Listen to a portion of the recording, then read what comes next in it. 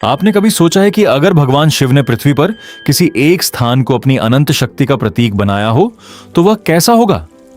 एक ऐसा द्वीप जिसे लाखों श्रद्धालु पवित्र मानते हैं, एक ऐसी नदी जो हजारों वर्षों से एक दिव्य रहस्य को अपने भीतर समेटे बह रही है, और एक ऐसा ज्योतिर्लिंग जिसके बारे में कहा जाता है कि उसकी स्थापना केवल एक मंदिर की शुरुआत नहीं बल्कि अहंकार से भक्ति तक की एक अद्भुत यात्रा की कहानी है। आज हम जानेंगे ओंकारेश्वर ज्योतिर्लिंग का वह रहस्य जिसके बारे में बहुत कम लोग जानते हैं। प्राचीन परंपराओं के अनुसार एक समय विंध्य पर्वत के मन में संसार का सबसे महान बनने की इच्छा जागी।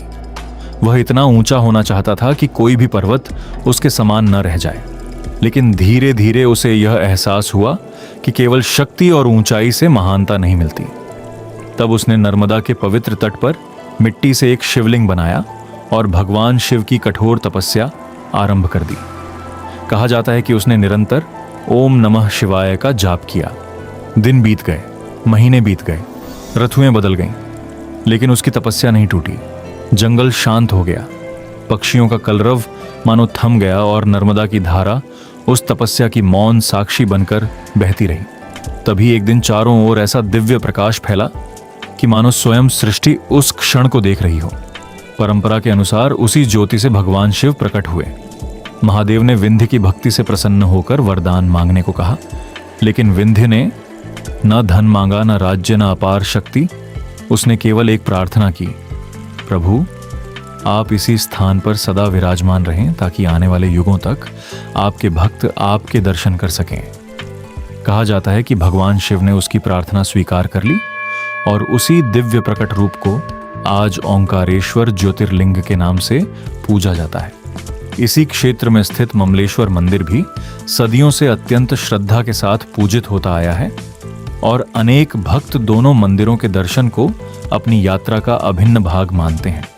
लेकिन ओंकारेश्वर का सबसे बड़ा रहस्य मंदिर की दीवारों के भीतर नहीं बल्कि उसके चारों ओर बहती नर्मदा में छिपा है।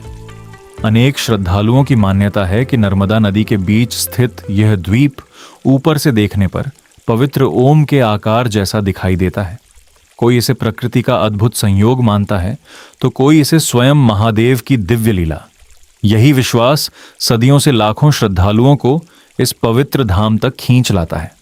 जब शाम की आरती में घंटियों की गूंज नर्मदा की लहरों से टकराती है, दीपकों की लौ पूरे वातावरण को आलोकित कर देती है और हर हर महादेव का जयघोष पर्वतों के बीच गूंज उठता है, तब ऐसा लगता है मानो समय स्वयं कुछ क्षणों के लिए ठहर गया हो।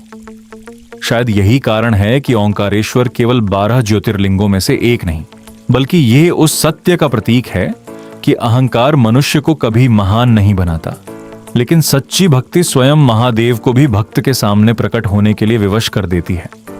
और शायद आज भी नर्मदा की पवित्र लहरों के बीच ओम की वह अनंत ध्वनि निरंतर गूंज रही है। ओम नमः शिवाय।